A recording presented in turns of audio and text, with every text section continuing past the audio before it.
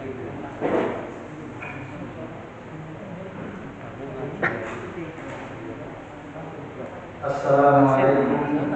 warahmatullahi wabarakatuh. Alhamdulillahirabbil alamin. Wassalatu wassalamu ala asyrofil anbiya'i wal mursalin wa ala alihi wa sahbihi wa man tabi'ahum bi ihsanin ila yaumiddin. Asyhadu an la ilaha illallah wahdahu la syarika lah wa asyhadu anna Muhammadan abduhu wa rasuluh. Allahumma shalli wa sallim wa barik ala Muhammad wa ala ali Muhammad kama shallaita wa barakta ala Ibrahim wa ala ali Ibrahim innaka Hamidum Majid.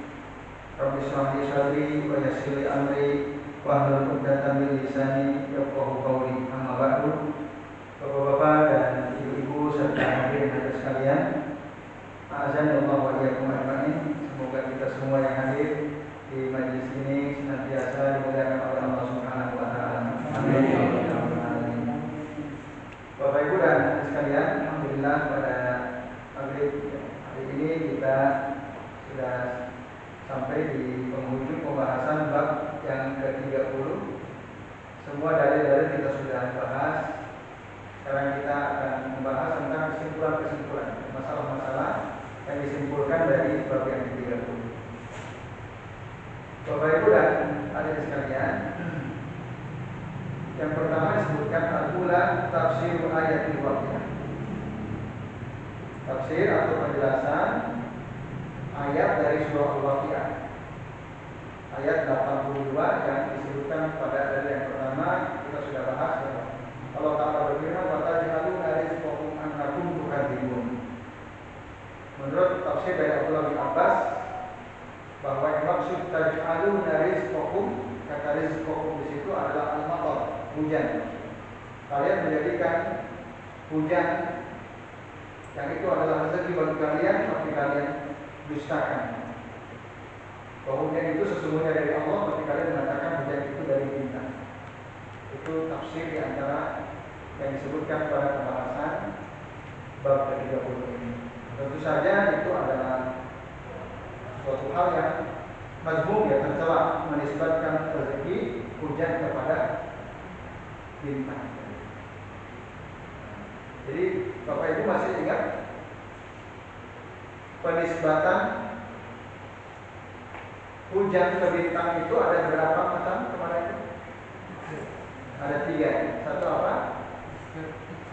Nisbatul ijad. Yang kedua nisbatul as-sabab. Yang ketiga nisbatul waqti. Penisbatan ijad itu yang mendatangkan hujan adalah bintang. Ini jelas kesyirikan. Atau yang kedua nisbatul as-sabab, menisbatkan sebab turunnya hujan kepada bintang. Dan yang ketiga nisbatul waqt, menisbatkan turunnya hujan pada waktu munculnya bintang. Di antara penisbatan yang 3 ini mana yang boleh? Nisbatul waqt. Nisbatul waqt. Ini Bapak Ibu sekalian. Nah, ini kesimpulan yang pertama. Yang kedua, dzikrul arba'il lati min amril jahiliyah. Ada 4 perkara yang itu merupakan dari perkara jahiliyah, biasa orang jahiliyah. Apa saja kan yang 4 perkara yang maksud itu? Ada yang bisa menyebutkan? Satu apa? Ada yang bisa menyebutkan? Agak keras suaranya. Membanggakan leluhur. Membanggakan leluhur, terus? Mencela keturunan. Mencela nasab keturunan, terus? Mengaitkan turunnya hujan dengan bintang. Mengaitkan turunnya hujan dengan bintang, terus? Meratapi orang mati atau an-niyahah. Ya, an-niyahah. Betul sekali. Ya. Jadi itu yang dimaksud 4 perkara, dan itu merupakan kebiasaan orang-orang jahiliyah. Bapak Ibu, niyahah itu makna asalnya apa? Niyahah itu yang dimaksud meratapi itu apa? Makna asalnya. Makna asalnya itu apa?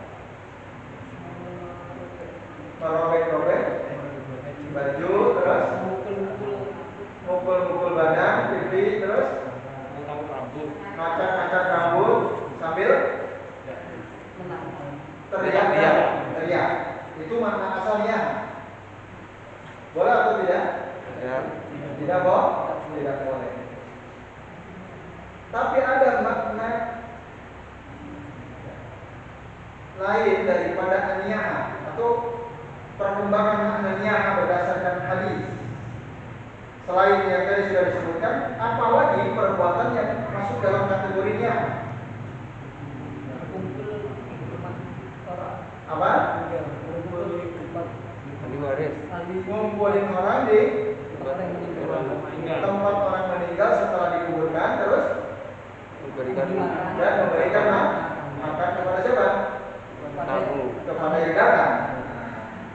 Jadi na'uddu al-ijtima' ila baiti al-mayyit ba'da dafnihi wa sani'at ta'am minan niyah. Itu juga termasuk an-niyah. Nah, apa bahaya an-niyah bagi si mayit? Bahayanya apa? Dia akan diadab.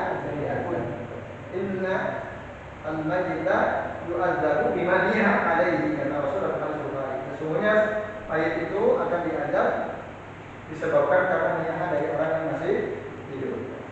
Kemudian adakah bahaya niyaha itu bagi orang yang melakukannya? Apa itu bahayanya? Dari tir. Apa itu maksudnya tir?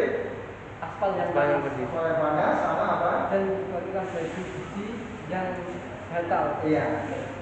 Alaiha sirbalun min qatiranin wa dir'un min jarab.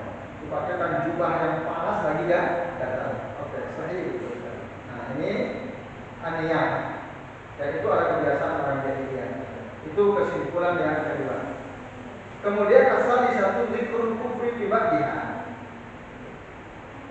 Penyebutan akan adanya kekufuran pada sebagian dari yang 4 perkara jahiliyah itu. Keempat yang tadi sudah disebutkan merupakan kebiasaan orang jahiliyah. Nah, 2 di antaranya apabila dilakukan oleh seseorang bisa menyebabkan kekufuran. Ini disebutkan di dalam hadis, sebagaimana dijelaskan oleh Syekh Utsaimin rahimahullah. Jadi Rasul mengatakan isnatani fin nasi huma bihim kufur. Ada 2 perkara finnas dalam diri manusia, maksudnya ada dalam diri manusia, huma, kedua perkara itu bihim, jika ada pada mereka kufur, maka menyebabkan kekafiran. Apa itu? Satu, at-ta'nu fin nasab, mencela nasab. Yang kedua, wan niyahatu 'alal mayyiti, dan meratapi mayit. Selain tadi dipakaikan di hari kiamat pakaian yang panas lagi gatal, oleh Nabi juga disebut bahwa an-niyahatu 'alal mayyiti adalah di antara 2 perkara yang bisa menyebabkan kekufuran. Isnatani fin nasi huma bihim kufur. Tapi sayang ini saya Muhammad bin Shalih Al-Utsaimin, beliau tidak menyebutkan hadis ini riwayat siapa, tapi nanti bisa dicari. Ini misalnya saya coba cari ada nggak dasarnya. Isnatani fil nasi huma bihim kufur. Fil nas huma bihim kufur. Maksudnya ini hadis riwayat siapa? Belum ketemu ya? Oh, atau salah.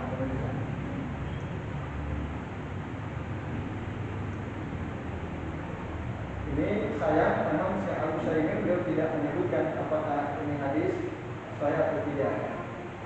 Atau setidak-tidaknya ini dari riwayat siapa? Isnatani. Oh, ada. Riwayat Muslim. Jadi saya di sini. Akhrajahu Muslim dari Abu Hurairah radhiyallahu anhu. Isnatani fi nasi huma bihim kufrun atau bin nasab wa niyahatu 'alal mayyit. Ini hadis sahih riwayat Muslim. Jadi meratap mayit itu betul-betul memang bahaya.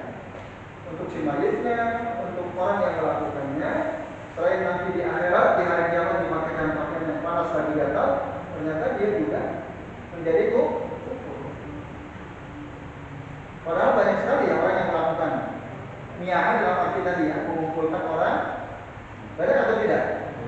Undang orang, kasih makanan buat makan. Nah ini. Karena mungkin belum sampai dalil-dalil ini kepada mereka misalnya. Semoga kalau sudah sampai tidak lagi melakukan. Kira-kira Bapak Ibu kalau ada di antara kita yang hadir di majelis ini, suatu saat ada di antara anggota keluarganya meninggal dunia, kira-kira Bapak Ibu setelah kita sampai ilmu ini kepada kita, kita mau mengundang orang nggak? Berani, insya Allah. Insya Allah berani. Insya Allah. Siapa lagi yang akan memulai kalau orang yang sudah tahu ilmu? Karena nanti kalau kita tidak melakukan, orang akan kemana? Dia yang rajin ngaji aja ngadain itu, kan gitu. Tapi ketika kita sudah sampai ilmu, lalu kita amalkan ilmu ini, tegas, jelas, saya maaf Bapak Ibu, kami tidak mengadakan tahlilan. Oh ya selesai. Nanti lama-lama orang mikir juga. Sesuatu yang benar, sesuai dengan dasarnya, dalil-dalil jelasnya, kita lakukan. Awalnya mungkin akan dibenci orang, awalnya mungkin akan tidak disukai oleh orang, tapi lambat laun orang nanti akan bisa menerima. Kalau itu kebenaran masih seperti itu sifatnya. Sebagaimana Rasulullah SAW waktu pertama kali beliau berdakwah, orang mau menerima atau tidak? Tidak. Orang kesal nggak sama Nabi? Kesal sekali, bahkan mau dibunuh. Tapi karena kebenaran yang dibawa oleh Nabi, lambat laun orang-orang akhirnya mau menerima. Tapi beda kalau keburukan yang tidak diterima oleh orang sampai kapanpun tidak akan pernah diterima. Nah, oleh karenanya jangan pernah takut dan khawatir mengamalkan ilmu yang benar berdasarkan hadis dari Nabi SAW. Meskipun barangkali waktu kita mau mengamalkan ada orang yang tidak suka, lambat laun nanti dia akan bisa menerima. Nah ini Bapak Ibu dan sekalian, itu kaidahnya. Sesuatu yang benar itu walaupun mungkin awalnya caci maki, lalu dianggap jelek oleh orang banyak, tapi kalau itu benar, pasti nanti ada saatnya mereka bisa menerima. Nah ini Bapak Ibu dan sekalian. Nah kemudian Ar-Rabi'ah yang keempat, anna minal kufri ma la yukhriju minal millati. Sesungguhnya dari kekufuran itu ada yang tidak mengeluarkan seseorang dari agamanya. Maksud kufur, dikatakan kufur tapi dia tetap sebagai muslim. Artinya al-kufru as-sughar, yaitu kekafiran kecil. Nah, kita sudah bahas kemarin apa itu diantaranya adalah al-istisqa bil amwat. Nah ini ada sebagian yang menyebabkan seseorang menjadi kufur dalam arti kufur kecil, bisa juga menyebabkan seseorang menjadi kufur dalam arti kufur besar, keluar dari agama. Kalau kufur besar itu dia keluar agama dari agamanya, kalau kufur kecil tidak keluar dari agama, tapi itu perbuatan kekufuran. Bagaimana bedanya? Nah, orang yang menganggap turunnya hujan tadi dengan nisbatus sabab, nah itu maksudnya kategori kufur kecil, nisbatus sabab. Hujan ini turun disebabkan karena ada bintang. Itu namanya kufur shogir, tidak mengeluarkan pelakunya keluar dari agama Islam. Tapi kalau nisbatul ijad, menyandarkan wujudnya hujan itu kepada bintang, artinya bintang lah yang menurunkan hujan, nah itu baru masuk kategori kufur besar, ya, kufurun kabir. Nah ini mengeluarkan dirinya dari agama atau dari Islam. Nah, ini bapak-bapak dan ibu sekalian. Bapak Ibu masih ingat supaya tidak kufur ketika turun hujan, apa doa yang sebaiknya kita baca yang diajarkan oleh Nabi SAW? Ada yang bisa katakan? Pak Umar ya. Apakah benar ini? Saya ulangi, apa doa yang diajarkan oleh Rasulullah supaya kita tidak menjadi kufur, baik kufur shogir atau apalagi kufur besar? Ya, setelah turun hujan, apa doa yang diajarkan Rasulullah? Siapa yang mau mengatakan? Angkat tangan, gambar bareng satu orang. Anda melihat. Mungkin Nabi Fadlillahi wa rahmatihi. Oke, masya Allah. Asal sahih. Mutirna bi fadlillahi wa rahmatihi. Masya Allah, sahih. Barakallahu fiikum. Masih ada yang lain bisa? Ibu Indonesia apa Bu? Masya Allah, sahih, betul sekali ya. Mutirna bi fadlillahi wa rahmatihi. Alhamdulillah. Apa Bapak Ibu sekalian? Yang tadi insya Allah apa ya? Bisa? Insya Allah. Pak Zuri apa Pak Zuri? Apa enggak? Doa tadi. Belum. Baik, nanti dihafalkan dulu ya. Mutirna bi fadlillahi wa rahmatihi. Ya, ini bahasa. Kemudian yang kelima Bapak Ibu, kesimpulan yang kelima, asbaha min ibadi mu'minun bi wa kafirun. Ada di pagi hari hamba-hambaku beriman kepadaku dan dia kufur. Kufur dengan apa? Kufur dengan bintang atau al-kawkib. Siapakah orang yang dianggap beriman kepada Allah dan kufur kepada bintang? Siapa?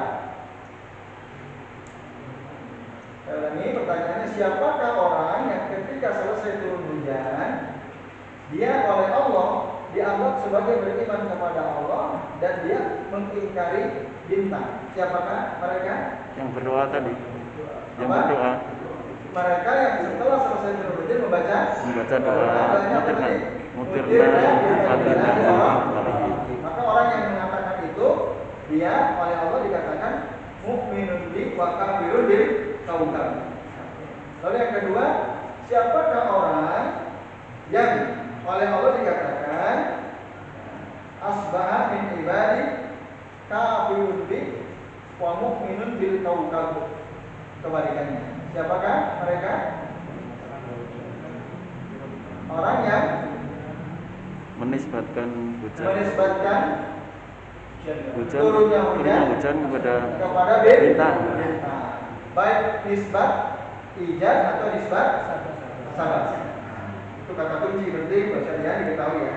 Nisbatun ijaz atau nisbatus sabab. Nah, oleh karena itu Bapak Ibu dan hadirin sekalian, kita jangan pernah menisbatkan sesuatu, baik nisbat, apalagi nisbat ijaz, apalagi termasuk nisbat sabab kepada sesuatu yang tidak ada dasarnya, kecuali kalau ada dalil bisa misalnya. Contoh apa dan ada dasarnya? Kita menisbatkan kesembuhan kepada sesuatu yang ada dasarnya bisa. Misal apa madu. Alhamdulillah saya sembuh dari sakit saya. Alhamdulillah saya sembuh dari sakit saya setelah saya minum madu. Madu ada nggak dasarnya? Kalau madu itu bisa menyembuhkan? Ada kan? Itu boleh. Menisbatkan atau mengatakan bahwa madu di antara sebab yang membuat saya sembuh. Karena dalam al-asal itu ada syifa, dalam Al-Quran ada ayat. Itu boleh karena ada dasarnya. Tapi kalau kita menisbatkan sesuatu, nisbatus sabab yang tidak ada sebab, tidak ada dasarnya, itu nggak boleh. Seperti bintang itu tidak ada dasarnya. Allah tidak pernah menjelaskan bahwa hujan itu turun karena ada bintang ini dan itu. Rasul juga nggak pernah mengatakan bahwa hujan turun karena ada bintang ini dan itu, nggak pernah. Berarti dia memang sesuatu yang kita tidak bisa menisbatkan hujan kepada bintang, baik nisbat hujan termasuk juga nisbat sabab, nisbat sabab. Contoh yang hampir sama, ya, misalnya disebutkan ketika ada seseorang mau tenggelam di laut misalnya atau di sungai, lalu posisinya ada orang temannya, dia kuat dan pintar berenang, lalu akhirnya orang teman kita ini, kita kan mau tenggelam nih, mau tenggelam di sungai, lagi hujan besar gitu ya, sungainya lebar dan dalam. Lalu ada teman kita, orang ini kuat dan bisa berenang. Ketika melihat kita mau tenggelam, teman kita yang pintar berenang ini akhirnya terjun masuk ke air tersebut, berenang dan menyelamatkan kita. Akhirnya kita selamat dibantu oleh orang ini. Nah, sekalian, bolehkah kita kemudian mengatakan, oh kamu bisa selamat? Ya alhamdulillah saya ditolong oleh si fulan teman saya yang pandai berenang. Boleh atau tidak? Boleh. Boleh. Nah ini namanya nisbatu Sabar. Nah tapi ini dasarnya adalah qauli. Kalau tadi syar'i itu ada dasar dalam Al-Quran atau hadis Nabi. Kalau qauli itu sesuatu yang rasional, maka boleh kita katakan, alhamdulillah saya dibantu oleh si fulan, saya selamat. Alhamdulillah saya dibantu si fulan. Tetapi tentu saja dia harus katakan bahwa ini nikmat dari Allah. Nah, Allah menjadikan si fulan sebab selamatnya saya dari tenggelam. Nah, itu lebih mantap lagi kalau kita katakan seperti itu. Nah, itu boleh. Tapi kalau kita melupakan Allah, betul-betul dialah yang telah menyelamatkan saya, boleh atau tidak? Tidak boleh. Kita harus bilang dia menjadi sebab, dan itu rasional, maka itu dibolehkan. Tapi yang kasus kedua, kita mau tenggelam, akhirnya kita nggak jadi tenggelam. Nggak tahu, pokoknya nggak jadi tenggelam. Tiba-tiba kita bisa berenang. Lalu ketika ditanya oleh seseorang, kok kamu nggak tenggelam? Padahal itu sungai dalam sekali. Kamu seperti yang saya tahu, kamu itu nggak bisa renang. Kamu bisa berhasil gimana? Karena saya punya guru wali pulang bin pulang. Karena guru saya itulah saya selamat. Guru saya, boleh atau tidak? Tidak. Kenapa? Karena jangan ada sebab. Apalagi kalau gurunya sudah mati. Gurunya masih hidup pun kalau jaraknya jauh tidak bisa. Tapi ada yang seperti itu? Ada. Saya punya teman, dia ikut Toriko. Gurunya saya nggak usah sebut ya, ada di Jawa Tengah. Jadi apa-apa dia selalu ketika menghadapi musibah nyebut nama gurunya. Ketika dia selamat, dia bilang karena guru, padahal gurunya jauh. Dan itu pun dia nggak telepon, dia hanya nyebut nama gurunya, Mbah, tolong Mbah, rumah saya mau kebakaran Mbah. Qadarullah, nggak jadi kebakar rumahnya. Dia bilang apa? Karena Mbah guru saya. Boleh nggak seperti itu? Tapi ada orang-orang yang keyakinannya seperti itu. Nah ini syirkun akbar, ini kesyirikan besar karena nggak ada sebab. Maka di dalam Al-Quran Allah Taala berfirman, In tad'uhum, jika kalian berdoa kepada mereka, la yasma'u du'aakum, mereka tidak bisa mendengar doa kalian. Walau sami'u, seandainya mereka bisa mendengar, mastajabu lahum, mereka tidak bisa mengijabah atau memenuhi doa kalian seandainya bisa mendengar pun. Itu. Nah ini maksudnya dalam konteks orang-orang yang sudah mati, kita nggak boleh berdoa kepada mereka, minta bantuan kepada mereka, atau kepada orang yang masih hidup tapi yang jauh jaraknya dengan kita kena musibah lalu kita berdoa minta bantuan dia, padahal dia nggak ada di tempat. Nah itu seandainya pun mereka mendengar, mungkin pakai telepon gitu ya, Mbak, kenapa ini saya kebakaran? Ya udah, kamu dia situ tak kiu dari sini. Wah, bisa. Itu nggak mungkin. Mas saja malaku, nggak mungkin. Dalam surah Fatir ayat 14. Kemudian di dalam surah Al-Aqaf ayat 5 Allah Taala berfirman, "Wa man adallu mimman yad'u min dunillahi ma la yastajibu lahu ila yaumil qiyamah."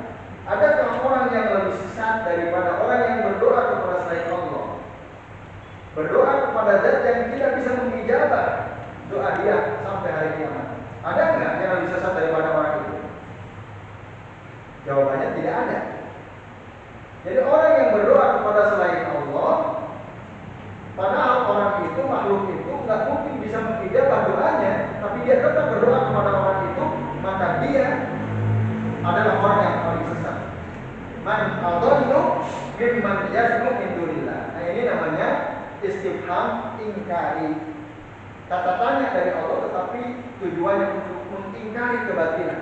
Nggak mungkin orang makhluk selain Allah, apapun siapapun makhluk itu, pokoknya kita berdoa kepada selain Allah, mereka tidak akan pernah bisa menijabah doa kita sampai hari kiamat. Nah, ini Bapak Ibu dan hadirin sekalian.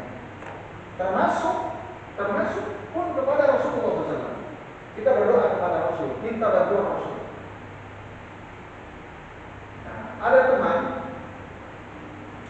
dia ngobrol ya, dengan saya. Dia seorang dosen. Dosennya ada dosen tafsir ya, dosen hadis. Di salah satu obrolan kita membicarakan tentang tadi orang yang sudah mati, bahkan Rasulullah sekalipun saya katakan tidak bisa mengijabah doa kita. Tapi dia bilang bisa. Ada bukti. Nah, dia cerita tentang salah seorang tokoh di Indonesia terkenal. Tokoh ini dianggap ahli tafsir juga ya. Pernah jadi menteri agama, lalu kemudian korupsi terus dipenjara. Pernah jadi menteri agama dan dia masih keturunan Arab ya. Ahli tafsir. Ada yang ingat nggak? Zamannya Megawati. Hah? Menteri Agama zamannya Megawati. Zaman Mega atau siapa? Saya lupa. Iya, zamannya Ada ya? Megawati. Nah, dia itu, ini menurut cerita teman saya yang dosen ini. Dia waktu kuliah kan sempat diajar oleh beliau. Kalau disebut namanya mungkin dikenal semua karena masyhur juga orang ini ya. Saya nggak usah sebut namanya. Kata beliau, saya pernah kesulitan di dalam memahami hadis dan kesulitan menelusuri apakah hadis ini bisa dijadikan dasar atau tidak. Lalu dia mengeluh ke gurunya.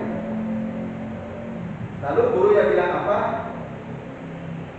Tunggu, nanti kata dia, saya akan nanya dulu sama Rasul. Saya akan bertanya dulu kepada Rasul, kepada Nabi Muhammad SAW. Nanti kalau sudah ketemu tak kabarin. Keesokan harinya, si gurunya ini bilang ke si bulan tadi bahwa hadis itu benar, bisa dicari dalam kitab ini dan kitab ini, dan bisa digunakan sebagai dasar. Aku ketemu Rasulullah langsung. Aku minta penjelasan kepada Nabi, lalu Nabi mengatakan begini. Nah, kata teman saya itu. Jadi Nabi itu bisa ditemui zotan secara langsung, bisa ditemui oleh orang-orang tertentu ya, kuas, orang khusus. Jadi orang yang alim, yang saleh itu bisa langsung ketemu Nabi, dia meminta apa nanti dijawab oleh Nabi SAW. Masih untung mintanya penjelasan hadis. Kalau minta pecel ada apa lagi? Tapi itu nggak boleh. Ada kitab judulnya Mahabbatur Rasul Bainal Ittiba'i wal Ibtidah. Tapi saya belum kirim kitab ini. Saya mau kirim ke dia. Di situ dijelaskan itu adalah ibtidah. Orang-orang yang ngaku langsung ketemu Rasulullah bisa itu minta sesuatu kepada Rasul dan diijabah oleh Rasul pada Rasul sudah meninggal dunia. Ada mustahil. Tidak mungkin. Sampai bahkan Rasul sekalipun tidak mungkin. Mana dasarnya? Yaitu ayat ini. Wa man adallu mimman yad'u min dunillahi ma la yastajibu lahu ila yaumil qiyamah. Yang dimaksud mimman yad'u min dunillah ini umum. Siapa saja selain Allah yang kita berdoa kepadanya tidak mungkin bisa menjawab mengijabah doa kita. Kalau dia sudah mati tidak mungkin. Termasuk Rasul sallallahu alaihi wasallam. Kita minta kepada Rasul, boleh atau tidak? Tidak syirik. Min dunillah itu selain Allah semuanya. Inna min rasulin aw malaikatin aw makhlukin aw nasnya aw jin dan seterusnya nggak bisa. Ini misalnya. Tetapi teman saya ini yakin betul apa antum nggak percaya sama Syekh Fulan bin Fulan, enggak percaya.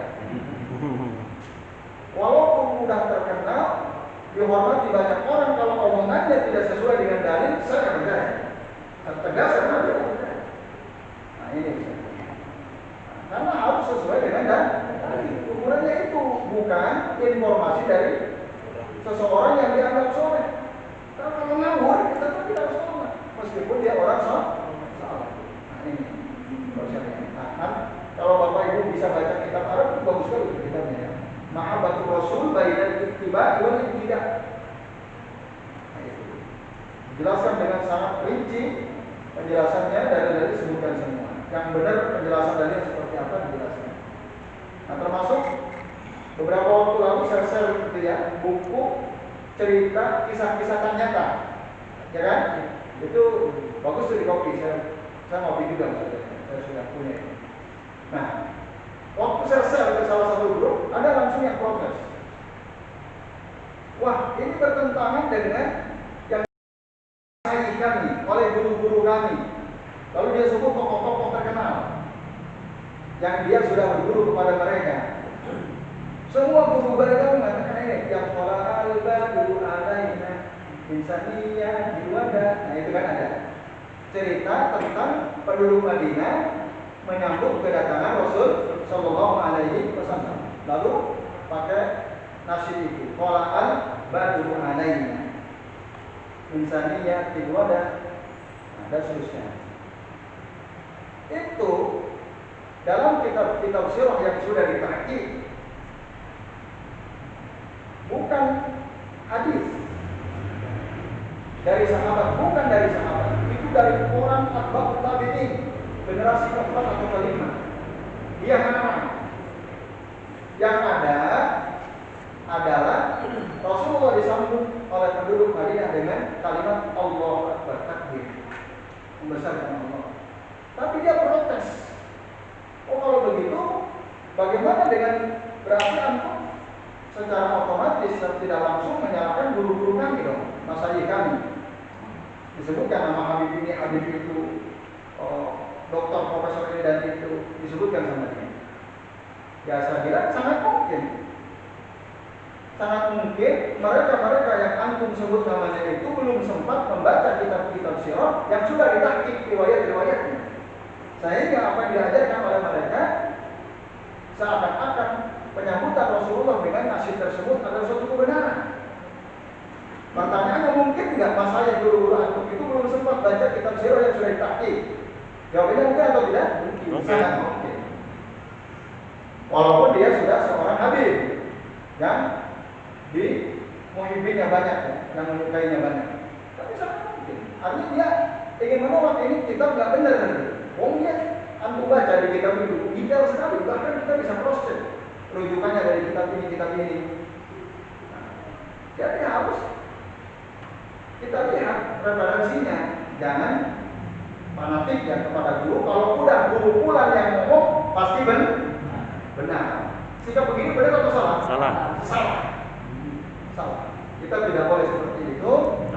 Kita menerima penjelasan dari seorang guru kita, terima. Tapi saat ternyata apa yang kita dapatkan dari guru kita itu dalilnya tidak kuat, kalau kita mendapatkan dalil yang kuat, maka tinggalkan. Kita ambil dalil yang kuat dari siapapun. Termasuk misalnya apa yang kami jelaskan, oh ternyata dasarnya yang kuat, tinggalkan. Ambil yang lebih kuat dasarnya. Harus seperti itu. Nah ini misalnya. Maka itu banyak cerita yang populer ya. Kita punya tipis habis berapa tuh Mas Fajar fotokopi? 15.000 ya. Saya 12.000. Hasilnya lebih bagus dari itu ya. Nah, tadi mau saya bawa tapi nggak kayaknya. Itu bagus ya, cerita-cerita yang sangat masyhur di masyarakat, tapi ternyata dalil-dalilnya tidak kuat. Ini Bapak Ibu dan ahli sekalian. Yaitu tadi ya. Maka kembali tadi kepada dalil ya. Kepada dalil, bukan kepada perkataan orang.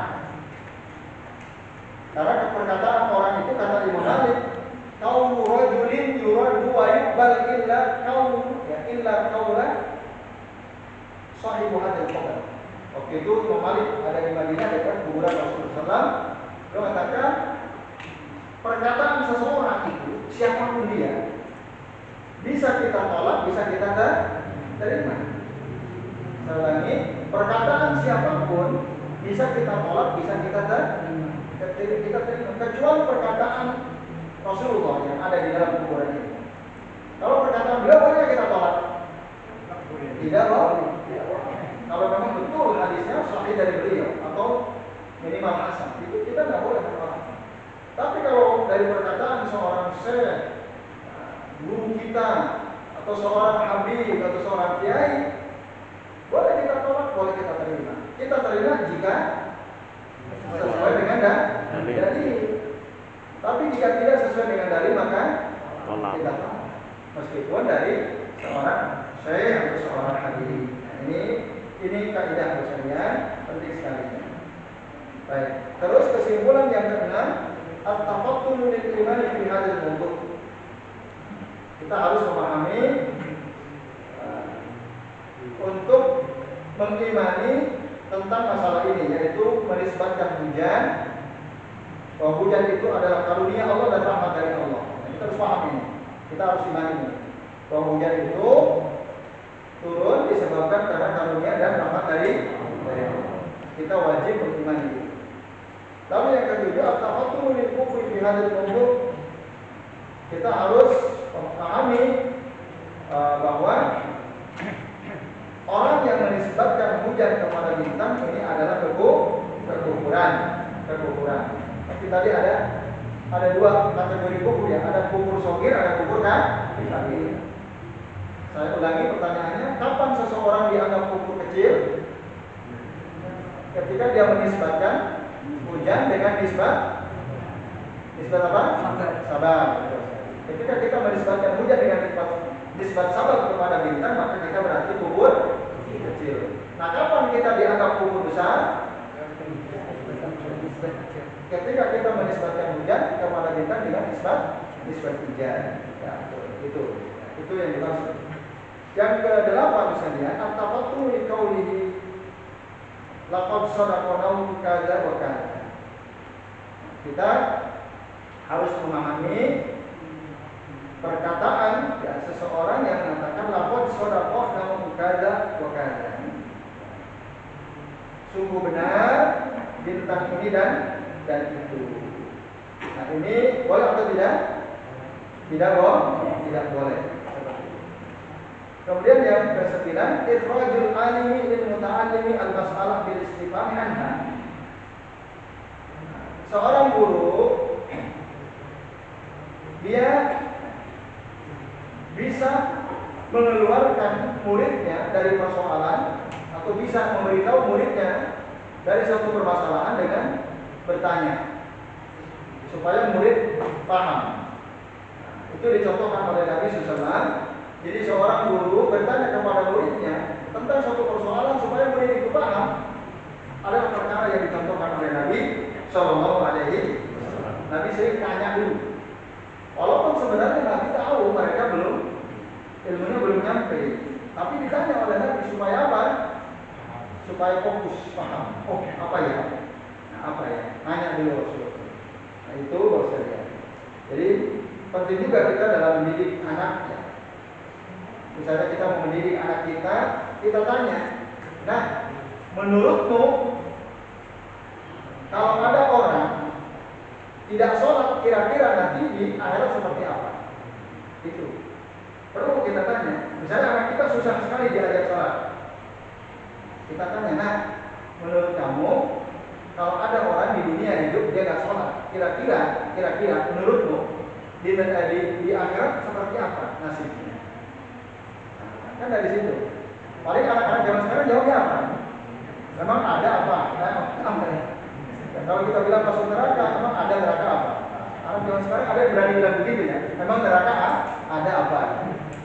Ya Rob, ini suatu penyimpangan luar biasa ya pada anak-anak zaman sekarang, Bapak Ibu sekalian. Tapi tadi penting kita bertanya kepada anak-anak, kalau kita ingin supaya dia paham, berikan dia pertanyaan. Kadang-kadang ngeles. Nah, ngeles gimana Bang? Nah, ayah dulu gimana? Itu dia. Padahal waktu kita masih muda, dia belum tahu kita maksudnya. Cerita dengar. Baru dengar cerita, dia balik kita, ayah dulu bagaimana gitu. Nah, ini kan musibah ini Bang. Iya. Musibah besar. Tapi kita harus sabar ya. Harus sabar. Terus sekali. Senjatanya air ya. Senjatanya apa? Air. Air. Gimana nih? Bangunkan nggak bangun siram. Oh gitu. Ya. Soal subuh gitu ya. Ya setiap hari. Kalau malam begadang, main HP. Kalau siang tidur. Jadi subuh, duhur, asar tidur. Karena kan nggak sekolah. Main game terus gitu ya. Nanti maghrib bisa begadang, suruh sholat. Kalau maghrib bisa dia sholat. Sholat. Setelah isya pergi. Subuh pulang bangunin susah sampai subuh. Pulang setengah 2 sampai rumah masuk main game. Jam 3 tidur. Setengah 4 bangunkan. Tidur cuma setengah jam dia. Dipaksa pula. Siram air. Mau bangun. Itu lika-liku orang tua kan. Kesabarannya kan diuji ya. Betul. Jadi memang anak itu adalah amanah dari Allah Subhanahu wa taala. Ya, kita harus sabar terus mendidik ya. Walaupun mungkin kadang sikapnya tidak enak, ya, kita harus terus bersabar. Insya Allah suatu saat kalau dia baik jadi anak soleh, kita punya andil di situ. Maka Rasul bilang, inna auladakum min kasbikum. Sesungguhnya anak-anak kalian itu adalah dari hasil usaha kalian. Maksudnya hasil usaha orang tua yang terus mendidik.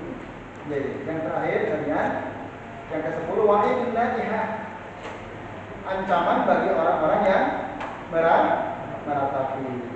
Tadi kita udah bahas dari awal, maka janganlah kita meratapi orang yang sudah meninggal. Jadi saya kira ini pembahasan kita pada malam hari ini. Sebelum kami akhiri, barangkali ada yang masih belum jelas, kalau bertanya silakan. Kalau tadi kan bahasanya turun hujan karena disebabkan. Ya, sekarang kalau misalnya kita sudah ini tidak hujan karena ada apa? Misalnya ada pawang. Ini udah mendung tapi keringitannya nggak jadi hujan. Hujannya pindah ke sana. Karena si pawang. Jadi ada pawang ini. Itu gimana? Ya, baik, terima kasih. Ada nggak Bapak Ibu orang yang percaya kepada pawang hujan? Banyak. Banyak, bahkan dulu kan sempat viral di media sosial. Sebuah partai basisnya Islam, ketika dia ngadain acara besar, dia mengundang pawang hujan. Partai basisnya Islam. Kan videonya viral. Tapi akhirnya hujan deras juga. Bubar juga mereka. Pawangnya enggak ampuh, enggak manjur ya. Kurang sakti. Nah, kurang sakti pawangnya. Itu syirik besar, Pak. Tidak boleh. Tidak boleh kita minta bantuan pawang hujan. Ini saya mau punya acara kawinkan anak, menikahkan anak saya. Tolong gimana caranya supaya enggak turun hujan. Nah, ini syirik besar. Minta kepada makhluk yang dia tidak mungkin mampu melakukannya. Ketika pun misalnya, dulu pawang itu berhasil terus, itu bukan karena kehebatan pawangnya, tapi memang itu adalah kehendak Allah Subhanahu wa taala. Nah, itu kalau kita berdoa untuk tidak turun hujan pada saat itu gimana? boleh. Nah, bagus sekali.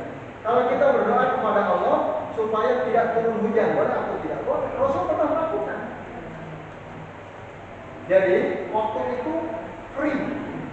Rasul lagi khutbah Jumat, ada sahabat, ya Rasulullah, kita kekeringan, hewan-hewan ternak kami nggak bisa minum, tunggangan kami nggak bisa jalan karena nggak ada air. Ya, Allah alanaan dungi sana. Berdoalah engkau kepada Allah supaya turunkan hujan kepada kami ya Rasulullah. Ada Rasul berdoa, Allahumma adisna, Allahumma adisna, Allahumma adisna. Beberapa saat kemudian langsung gelap, awan besar datang, lalu hujan, sudah hujan. Minggu depannya kapok dia, hujan terus. Minta kepada Rasul, ya Rasulullah, tolong berdoa kepada Allah supaya menghentikan hujan. Rasul berdoa lagi supaya hujan dihentikan, berhenti hujan. Jadi boleh, ya. Minta kepada Allah supaya tidak turun hujan, boleh. Itu ada dasarnya. Jadi, ya, boleh. Tapi kalau ada orang satu jualan bakso, satu jualan es, yang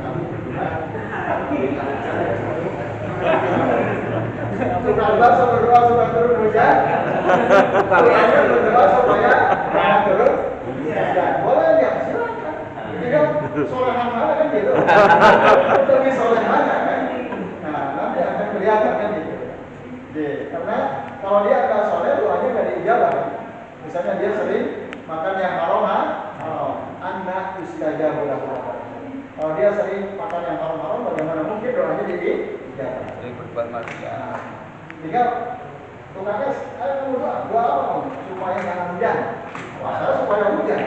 Waktu kita beda nih, nanti kita lihat siapa yang diijabah doanya. Nah, ini masalahnya. Ya, itu. Jadi silakan saja. Silakan saja. Itu adalah bagian daripada ikhtiar seorang hamba memohon kepada Allah Azza wa Jalla. Kalau memang itu ada kemaslahatan di dalamnya, maka tidak ada masalah. Dia itu kalau. Jadi baik Bapak Ibu dan hadirin sekalian, kita cukupkan sampai di sini. Insyaallah pekan depan kita masuk bab baru, bab yang ke-31. Terima kasih atas perhatiannya. Di mana ya Mas? Jarang di sisir ya. Di grup kita tahu gitu. Wassallallahu ala Muhammadin wa ala alihi wa sahbihi wa sallam. Sisirnya Maaf dari kesalahan. Bila Masjid hidayah. Wassalamualaikum warahmatullahi Saya wabarakatuh. Nah, kirim aja kan dengan kita